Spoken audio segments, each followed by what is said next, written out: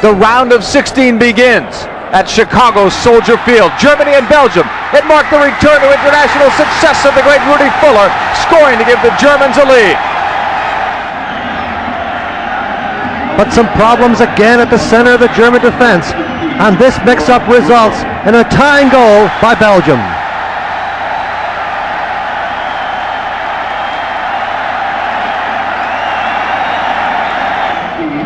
One of the Germans enjoying a strong World Cup was number 18, Klinsmann. He continued his goal-scoring prowess. Again, Germany was on top. And in control when Fuller headed this goal home. And then controversy. The great Belgian striker Weber taken down in the box by two German defenders, and no call made. Weber shows us his view of the decision, and it was all the more important several minutes later when Albert broke through the defense and scored Belgium's second goal. The Belgians felt cheated out of this game, and the Germans had yet another narrow victory.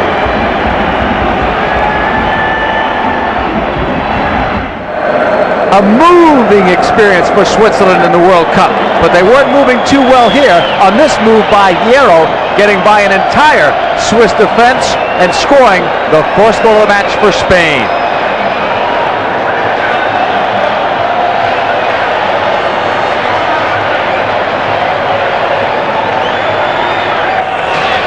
But more was to come for the Spaniards. Now it was Luis Enrique's turn to put on a finishing touch.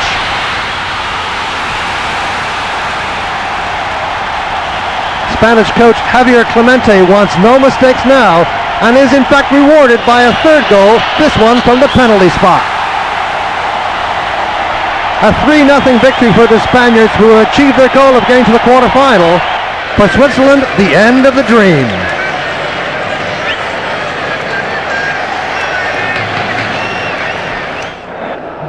Saudi Arabian fans were ecstatic to be in the round of 16. The Swedes had some bigger expectations.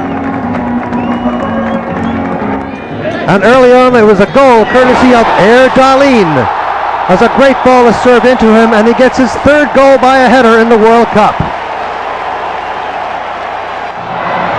Anderson at the other end, also a good header. This time goes on the ground and puts it right in the corner. But the Saudis showed why they truly belonged here with some great individual effort by Al-Ghachian, rounding the defense and burying it in the roof of the net to bring the Saudis within one. But on this day, Sweden and Anderson were not to be denied, as this time he finds the far post and celebrates their advance to the quarterfinals.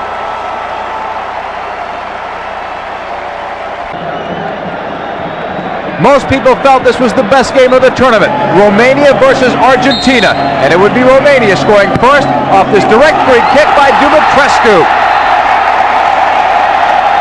A bad mistake by Islas in goal, and if this was a demoralizing goal for Argentina, they didn't show it as they went on the attack and were rewarded by a penalty kick.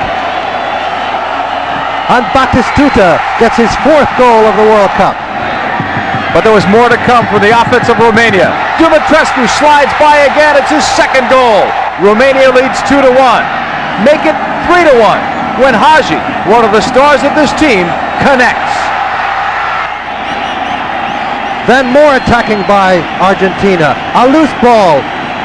And Balbo is there to put it in the roof of the net and draw them within one goal. Well, that one goal was hardly sweet enough consolation for Maradona. He was badly missed by Argentina as they go out. For Holland and coach Dick Advocaat, the Irish round of 16 match was their biggest challenge so far. Overmars gets around the back of the Irish defence, and the danger man, Dennis Bergkamp, is there to finish it off and give Holland the early lead. More was to follow as Wim Jonk took one of his long-range shots, and Paki Bonner inexplicably let the ball in off his fingertips for the second Dutch goal. It was a great moment to savor for Wim Jonk and the Dutch team as they surged towards the quarterfinal, and a memory that Paki Bonner would rather not have of this World Cup. 4th of July in a sold-out Rose Bowl, and before a record TV audience, The coaches of the US and Brazil expected a physical game, but nothing like what happened late in the first half as Leonardo turned on Tab Ramos and cracked him in the head with his elbow. The most vicious foul in the World Cup so far, and immediately Leonardo was given the red card as American players rushed to the defense of their fallen midfielder Tab Ramos. It would be the end of the World Cup for Tab Ramos and for Leonardo, who was suspended for the rest of the tournament. But not the end for Brazil as they struck on the offense. On the right side, it is Bebeto. All he needs is an inch, and he got it at the far post. It's the only goal of the game. Brazil would win it 1-0. Fighting back the tears, the U.S. players saluted their fans. They were through in this World Cup, but they could hold their heads up high. The Nigerian fans and their players were starting to feel at home at Foxborough Stadium, especially early on against Italy, when Amunike scored the game's first goal.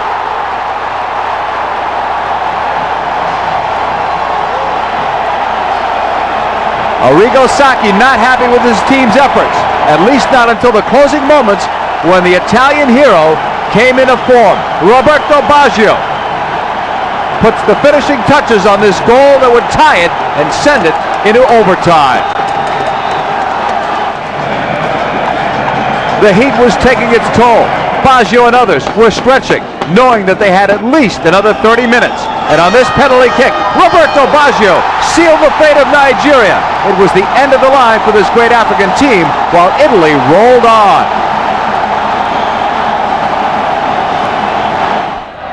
Mexico would meet Bulgaria at Giant Stadium in the Meadowlands, two contrasting teams. It was Stoichkov's goal that got Bulgaria off to a 1-0 lead.